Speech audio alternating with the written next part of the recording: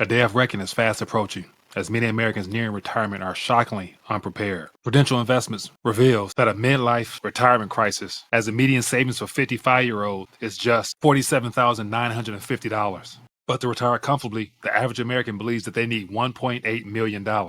Meanwhile, 97% of salaries haven't kept up with inflation, and home prices have skyrocketed by 56% since the great COVID shock. And as a result, more Americans are making emergency withdrawals from their 401ks to avoid losing their homes. And these are just a few of the things worth keeping an eye on, because the clock is ticking. And based upon the diminishing purchasing power that everyone works and saves for, there's not much sense left in a single dollar to really bank on. And from the looks of it, it looks like the baby boomers and Generation X might be the ones to get the most bang out of what we consider to be a dollar. And these are all things worth keeping an eye on. So let's talk about this.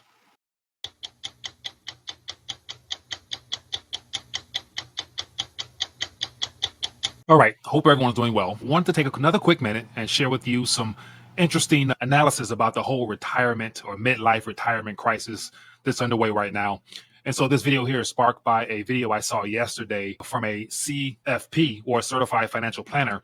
And she was giving advice to one of her clients in reference to their ability to retire, given the fact that they have achieved a certain number that is recommended according to industry standard in reference to what the going average is for those who are wanting to consider retiring in this current season we're in now. And even though her clients did everything they were told to prepare for this moment in their life, unfortunately, the news that she gave them wasn't what they wanted to hear, I'm sure, because after all, after achieving that specific number that they thought would be a good enough cushion to be able to retire, ultimately, after running her analysis and stuff like that, it came back that it might not be the wisest thing to do right now. So it got me to thinking about, if those people did everything they were supposed to do to achieve a certain number, but then again, might be recommended not to retire right now. Imagine the rest of the world who's either far away from achieving a certain type of number, or they're still caught up in the hamster wheel of trying to achieve a certain number, not even realizing that it's not about a specific number to achieve in this current environment, just because based upon the way the monetary structure is set up, there's no way of actually being able to achieve a certain number when the unit of currency, which is a measuring stick behind that entire scheme there, continues to get kicked down the road, especially as we get further in this decade here. As a result, in the US dollar losing its reserve status at some point in the near future, it's going to make things a lot more complicated, and therefore conventional advice may no longer apply in this current day and age we're in.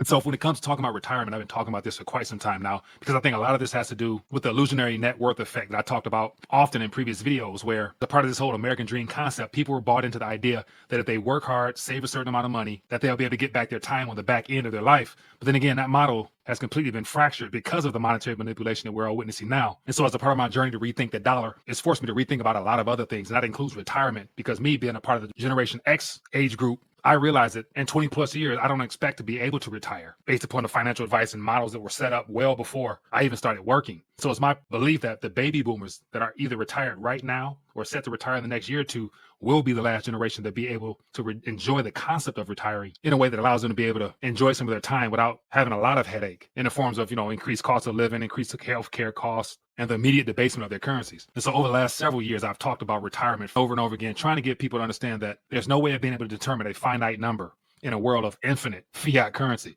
And so here's just some of the videos I've done throughout the years that have gotten a lot of attention, and just the titles in themselves does a good job of describing what's exactly going on here. And so here we have the 3 reasons your retirement plans will change. So in this video here, I give a little historical context into how the whole concept of retirement came about back in 1889, and the different iterations of retirement throughout the last several decades, and how I believe COVID-19 changed everything to where by 2030, there will be no retirement the way that we've known in the past. Now, I've also talked about the 4% rule is dead. The millennials should rethink retirement altogether. And it goes on and on. But one of the videos that resemble what I'm going to talk about today happened to be from 2019. And it was entitled, Why $1 Million is Not Enough for Retirement. And I went through a whole little visual aid there to kind of highlight my points there. But ultimately, that was 2019, where at that time, $1 million was the going average on how much it would take to be able to retire. And so, as I mentioned, this video here is inspired by this video right here. And the name of the channel is called Retire with Julia CFP. And so in this video here, she was giving some financial advice to some of her clients here, and the title is 1.8 million at 58. It says, we are 58 with 1.8 million in savings. Why can't we retire? And basically to sum it all up, she went through a deep dive analysis through all these testing models and things like that, testing all types of possibles. And at the end of the day, because of the uncertainty of the financial system in its current environment, and the fact that we're one market correction away from that entire 1.8 being cut in half, she ultimately thought that it'd be best for her clients to continue to work just a little bit longer. And what was most shocking was when I looked inside the video, at the 8-minute mark, she gave some worst case scenarios of what her clients could expect if there was another market downturn. And of course, she used previous market corrections to kind of come up with her assessment. And in the worst case scenario, her risk analysis, if we had another event similar to 2008, her clients would lose close to half of everything they work for. And on the screen, as you can see here, right here in the yellow, it says, if a financial crisis were to happen again. Out of the 1.8 million her clients have saved up in different asset classes, they will lose over half of everything they worked hard for if another market crash happens. And that equals about $795,000 of their net worth that will be lost if we have another market crash. And when I saw that part there about if, I'm thinking like, okay, clearly that's a way of just making things appear smooth and have an optimistic approach towards what's happening in the future. But that's where on my side, from the alternative media perspective, I know that I couldn't even begin to use the word if. It's more so when. Just typical economic conditions always cause for a boom and bust in the economy, even though the Federal Reserve has done a good job of extending this current boom that we've been on. But at some point, the bust will come. And it's going to be a bust like we could have never have imagined before. And therefore, that 1.8 that they've worked hard to save, they may lose well more than half. And it may not be a typical recovery based upon previous performance. And just to highlight what I'm referring to here we have current market corrections based upon the Federal Reserve's reversal of monetary policy going all the way back to 1970s. And as we can see on this chart here, whenever there's some monetary intervention in the form of a Fed pivot, there's an automatic correction shortly thereafter, which sparks a recession, which leads to panic, and then the market correction. And so this scenario here is not if, it's more so when, because it's happened at least 6 times, as you can see on this chart right here. So the correction she's referring to right above my head here at 58% is what sparked the GFC crisis that we experienced over a decade ago. And so it's that video there that got me questioning and got me wondering what's going on here. So I thought I would share a couple articles and then lay out a timeline as to how everything we're witnessing now is not a coincidence. It's become somewhat standard procedure in reference to how the whole monetary policy and financial repression model works in of itself, because there's no number that you can determine right now, looking ahead, to use as a gauge of retirement when the monetary base continues to expand rapidly and we haven't even seen the next crisis yet. Real quick here, I'll go through some articles, share some thoughts on what's currently trending in the news in reference to this whole retirement situation here, and then get to some stats and some figures so you can see it for yourself. Here we have retirement warning issued to millions of middle-aged Americans. This came out literally last week. It says Americans approaching retirement age are critically underprepared for giving up work, according to a major insurance provider.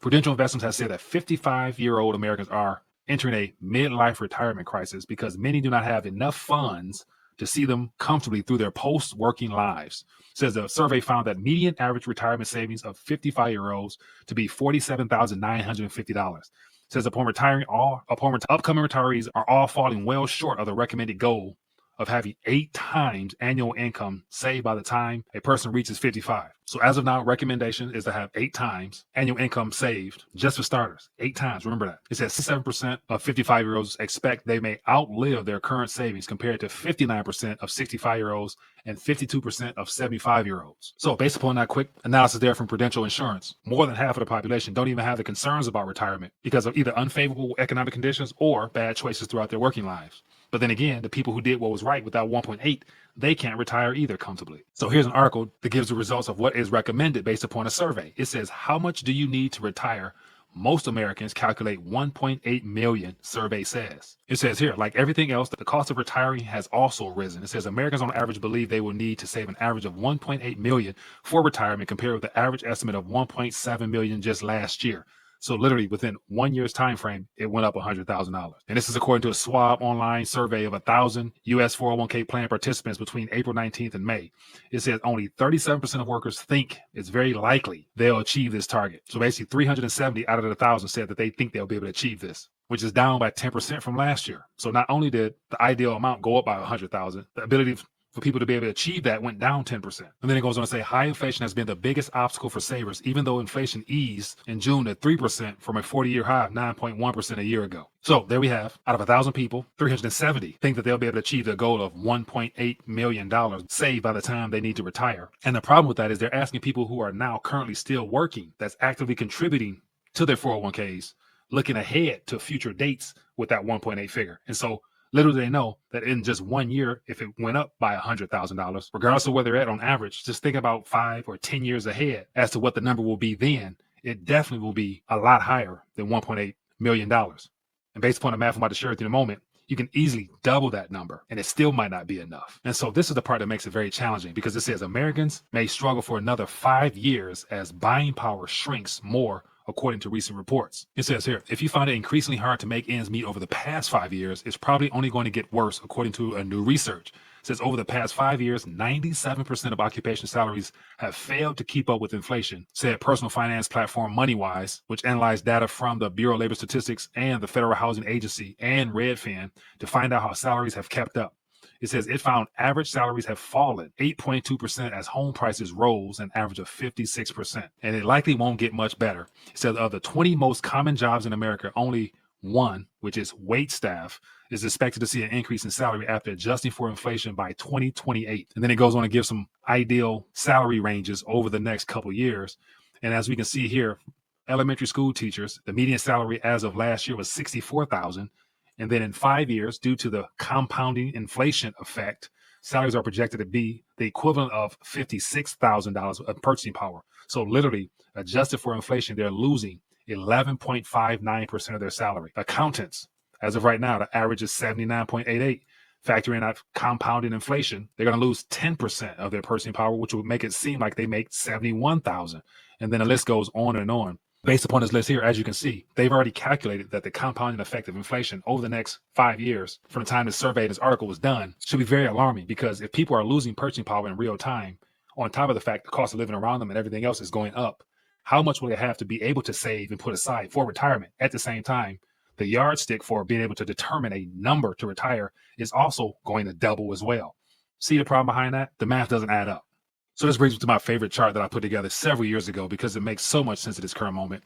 Due to the compounding nature of inflation, since the creation of the Federal Reserve System and the Federal Reserve Note, which is their primary product, which is debt-based, there's been 19 administrations all the way to this current one at this moment. And as of right now, the purchasing power has lost 98% of its purchasing power. And just within the last 4 years since COVID has come into existence, it's double that amount of purchasing power lost. So it's these economic conditions here that make it very challenging for people to be able to get anything accomplished as far as their goals to retire, because they're measuring in the wrong medium, which is this failing fiat note that I'm looking at on the screen here. And this brings me to the next graph here, which was put together by one of the community members based upon a live stream that I did a couple of weeks ago. But it takes the same purchasing power graph and incorporates the current age demographics during the lifespan of the Federal Reserve note. And as you can see from the far side of the screen here, the greatest generation, which received the most bang for their buck, happened to be at the beginning of the Federal Reserve Act, which had the second most purchasing power out of this current medium that we're looking at on the screen here. And then the next generation in the gray was the silent generation, which got the brunt of the whole depressionary phase and all the banking acts that took place, robbing people of their gold during that generation here. And then we got the blue generation, or the baby boomers, which, as I mentioned before, the current generation that's retiring and what I believe will be the last generation that retires comfortably before this next reset or next monetary banking event happens. And then we have my generation, Generation X, the red generation, which there's still a sliver of hope for Generation X to be able to work, earn, and save, and have something to say that they was able to save and have accomplished from their working years. But it also depends on what it's being saved in. And then we go all the way to which happens to be Generation Y, Z, and a Generation Alpha, which literally are getting a short end of the stick, figuratively speaking, because this is a generation here, which have been encouraged to go to school, get degrees, and get good jobs. But at the same time, these jobs no longer pay what they used to pay if you can find a job. And so this is what you call generational compound theft based upon the debasement of the Federal Reserve note, aka the dollar. But it hasn't always been that way. Here I have a graphic here showing the U.S. salary trends over the last 6 decades, going back to the beginning of the baby boomers' working years, where it didn't take nowhere near as much currency to earn or set aside to be able to live comfortably, purchase all that you need, and be able to retire, referring to the silent generation and the greatest generation being able to retire, because they also have pensions as well, which is funded by the companies. But real quick here, just to go through the salaries. So if you go back here in 1960, the average salary was $4,000 to $5,600 a year. In 1970s, average salary was $7,500 to $10,000 a year. In the 80s, $15,000 to $20,000 a year was enough to earn, pay bills, live, and set some aside for a rainy day. In the 1990s, average salary was $25,000 to $30,000. And then we got to 2000s, it was $35,000 to $40,000. And then fast forward now to 2020, the average salary is $65,000 to $85,000. And because of the monetary conditions we're in now, we're witnessing and seeing how that doesn't do much, which is lead to all the things we talked about earlier. Based upon the annual salaries that people received, it also determined how much you can actually afford to set aside for your future. And here's another infographic talking about the retirement savings that was needed during those same generations. And as you can see on the screen here, in 1960s, the average retirement savings, if it wasn't provided through your pension, was about $100,000 to $150,000 total needed to be able to retire and live comfortably throughout the latter part of your years. In the 1970s, it was $200,000 to $300,000. In the 1980s, it was 300 to 500,000. The 1990s, it was 500 to 750,000. And in 2000s, it was 750,000 to $1 million. And then around 2010 or so, the average was 1 million to 1.5 million. And then fast forward to today, here we are now, 1.5 to $2 million. And based upon all the articles I just talked about, that 1.8 is not making the cut at this current moment. And based upon those two graphics there, the thing to pay attention to is the fact that both the salary and the savings for retirement inched up incrementally, but nowhere near in comparison to the total monetary base or the M2 and national debt that was created at the same time. And so people's salaries were barely keeping up with inflation, if that. The amount of government spending went astronomical during that same time period. And just to show you that, side of the screen here, in 1960, it was basically near zero. And then, of course, every gray bar, every recession, it went up incrementally to the point where we got to 2000. And as you can see on the screen here, in 2000, literally from the year 2000 all the way up to present time, $81 million is added every single hour. And from the M2, when it's about 4.8 to $5 trillion, literally $17 trillion was added to the total M2 supply. And so basically, as the monetary base continues to expand incrementally or exponentially, that's more currency in competition with whatever number that a person sets aside as their ideal figure to retire upon. It's that person's small amount weighted up against the total expansion of the currency supply that they're competing against. So at this current trend, as of right now, with $81 million every hour being brought into existence, that's barring the recent M2 slowing down. But as you can see on the screen here, as of the last couple months, M2 starting to tick up again. Therefore, we can expect a further expansion of the monetary base heading into the remainder of this year, which is basically small compared to what's going to come after the next market correction. So to wrap all this up, what does this mean? Based upon the way the system is set up, there is no way that a person can determine a single number to use as a future measuring stick as to what they'll need to be able to retire when you have a number that continues to climb exponentially, it seems. And right now, the national debt is at $34 trillion, and the CBO projects it's going to be closer to $50 trillion within the next decade plus. And therefore, based upon previous trends, every decade, the monetary base for the most part is double. Therefore, whatever number a person sets aside for ideal retirement number, you should also think about doubling that as well. And so as of today, if the current figure, as it says here, is $1.8 million, if you have any idea or any type of hopes of being able to retire within the next year or two or so, you might want to double that number to 3.6 just to be safe. But then again, the next 2 years after that, you can expect the number to go up even more. Because as of now, we're still waiting on some type of market event to really force the Federal Reserve's hand to have to pivot and then cut on the monetary spigot and really ramp up the printing press and the monetary base completely astronomical. But anyway, I thought I would come before you, share some things that caught my attention, let you know how a single arbitrary number is mathematically impossible in a world where the monetary base continues to expand because debt is continuously needed to keep the illusion of an economy going in this day and age. And so once again, for all those people who actually have set aside a number, did the responsible thing, my heart goes out to them, because majority of people don't realize or know any of the things I just talked about here. They only listen to certified planners who are really doing their job. But then again, they're not really looking at things from a much bigger viewpoint or a macro worldview where the dollar may not be the primary medium of exchange a person wants to use in measuring how much they think they'll need. And then somebody might say, Mike, so what's the solution? What are you recommending? I can't give financial advice. I can just base my thoughts and analysis upon what has happened throughout history. And if all fiat currencies return to their intrinsic value of zero, that lets me know that at some point in the future, the current Federal Reserve note, the way we have it, will not have any purchasing power left in it to be able to spend, nevertheless save. And so it's more so reconsidering or rethinking what you consider as a medium of exchange and as well as a medium of wealth preservation. But then again, it always goes into what I always recommend.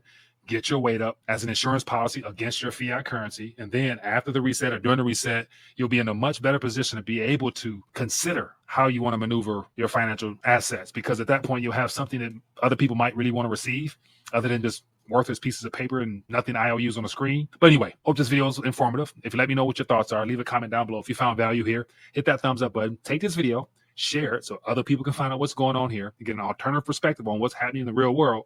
Because it's good to say they won't be hearing this from their certified financial planner of any kind. But then again, hey, it is what it is. Here's to your thoughts. Catch you guys later.